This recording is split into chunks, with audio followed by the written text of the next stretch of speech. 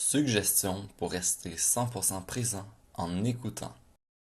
L'idéal serait d'écouter cette capsule avec un partenaire ou une peluche afin de se donner l'occasion de pratiquer les idées suggérées. Débutons en partant du principe que la personne devant en sait plus que nous avons quelque chose à apprendre. Toujours. Portons notre attention sur nos préjugés. Croyons-nous que la personne en face est moins intelligente ou cultivée? Si c'est le cas, s'agit-il d'une bonne mentalité pour apprendre? Nul besoin de se juger. On observe seulement la réalité telle qu'elle est. Focusons notre attention sur l'écoute lorsqu'on nous parle. Rien de plus. Notre concentration évite donc d'aller sur ce qu'on a envie d'ajouter. Essayons de capter l'essence, le sens et les émotions qui accompagnent les paroles partagées. Quand la personne termine seulement, on peut déplacer notre attention et commencer à reformuler ses idées et sentiments. Cela peut être dans notre tête ou verbalement afin d'être certain de bien comprendre. Pour pratiquer, on peut même exagérer la chose en demandant à notre partenaire si notre reformulation est juste, jusqu'à ce qu'on soit 100% d'accord. Après coup, on commence à penser à une réponse qui contribuera à faire grandir la conversation. Il est tout à fait sain d'observer des pauses de 10-15 secondes entre les répliques afin de se donner la chance de penser à une réponse seulement après qu'on ait fini de nous parler. Essayons quelques secondes de voir l'écoute comme un jeu. Un défi où l'on ne fait qu'accumuler de l'information le plus précisément possible, tant et aussi longtemps qu'on nous parle. Reformuler est un excellent moyen de rester présent. Le défi ici est de réussir à résumer la pensée partagée avec justesse et concision. Est-ce difficile d'oublier les idées qui surgissent dans notre tête et résister à l'envie de les partager pour revenir à l'écoute? Hélas, écouter nécessite parfois de laisser aller une idée. Croyez-vous qu'apprendre à ne pas s'attacher à une idée peut nous aider à rester économe, c'est-à-dire de ne pas réagir au tracas quotidien et ainsi éviter de souffrir inutilement?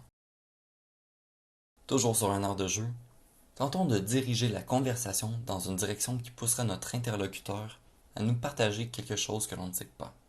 On peut toujours en apprendre davantage.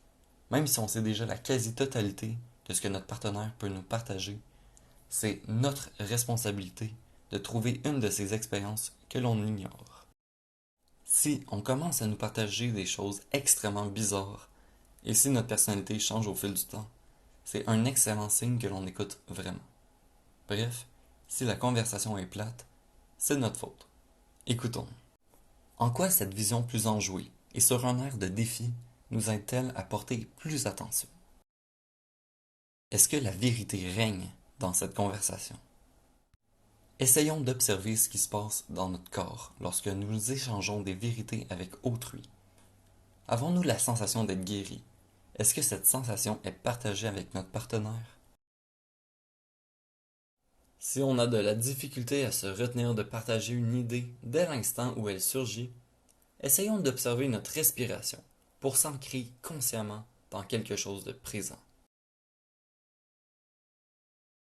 Si on décide de partager une tranche de notre vie, croyez-vous qu'il est préférable de mettre l'emphase sur les détails des émotions ressenties plutôt que les aspects factuels comme le lieu ou l'heure?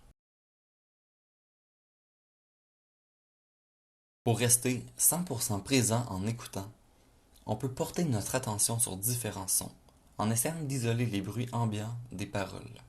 Ça devienne comme la France, mais ça ne devrait pas être si difficile non plus. Quel problème est-ce que vous voyez en France?